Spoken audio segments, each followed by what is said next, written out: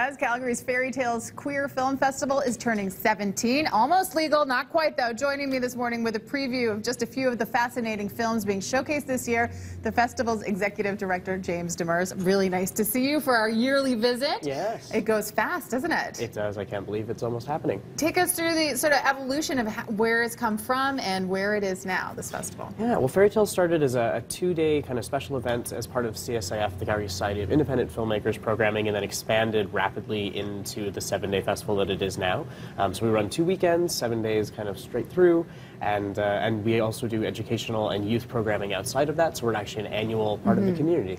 And there's more than just films, and we'll get to some of that, but we do want to showcase some of the films that are happening there. Opening night, big night always, and it's sort of extra big this year. It is extra big, so we have our two 7 and 9 o'clock screenings, as we always do, and then we're doing a special event outdoor screening that's actually happening outside under the patio of the Oak Tree Tavern. So there'll be hot dogs and beer and films, and a truck is doing their camper program with us to showcase this film on the outside of a giant RV, which will be a lot of fun. And this film lives in September. Tell us a little bit about that. It's beautiful and well done, and it's kind of a question of, it's a little bit of a bad girl film, so I feel like that's a good date night on a Friday night to play with. But beautifully well shot, great choreography, good acting.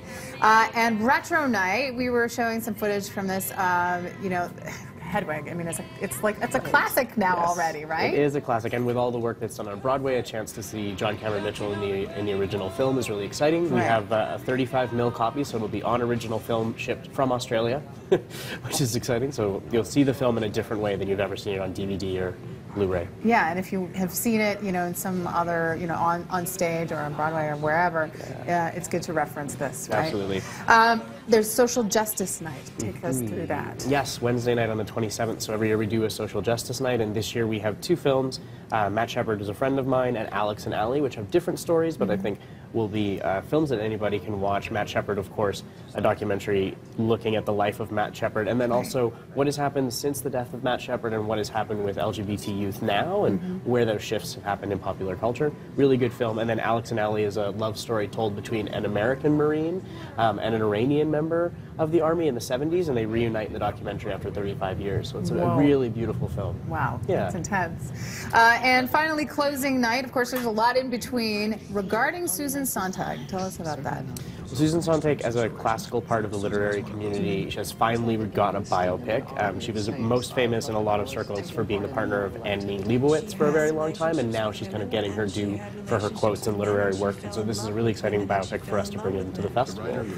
Let's talk about some of the other stuff that's going on. City is also a very proud sponsor of this festival, so I get to be involved in some small way. You do, which is exciting. So on our closing night on May 30th, we're actually doing a drag brunch at noon. So if you'd like to have pancakes and drag queens, we will be there, and you will be hosting it. So we get to bring you into the fray a little bit. I always like drag queens with my pancakes. Why not?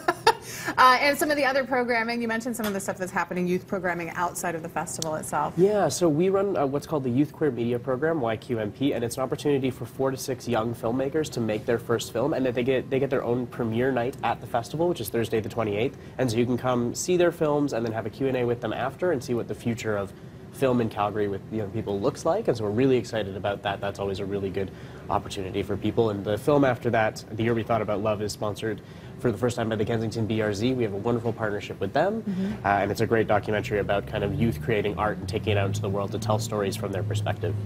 So always a lot going on and always a great festival. How do people find out more information? Our website, which is brand new this year, so I would recommend you go and check it out at www.fairytalesfilmfest.com. Tickets, expanded film information, Twitter, Facebook, all of those things are available right there. Okay, look it up. Make your plans for the week. BreakfastTelevision.ca will also have links there. James, I'll see you at the drag brunch, if not before. Yes, absolutely.